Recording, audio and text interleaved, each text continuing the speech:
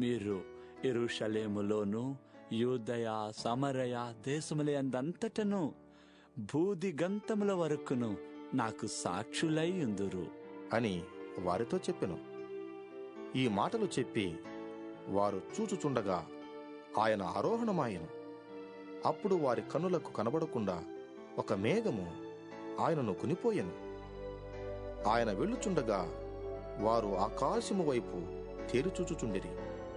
ఇదిగో, తెల్లని వస్త్రములు ధరించుకునిన 2 మనుష్యులు వారి యొద్ద నిలిచి, గలిలయ మనుష్యులారా, మీరెందుకు నిలిచి ఆకాశము వైపు చూచుచున్నారు? మీ యొద్ద నుండి పరలోకమునకు చేర్చుకొనబడిన ఈ యేసే ఏ రీతిగా పరలోకమునకు వెళ్ళుట మీరు చూచితురో ఆ రీతిగానే ఆయన తిరిగి వచ్చును అని వారితో చెప్పిరి. అప్పుడు వారు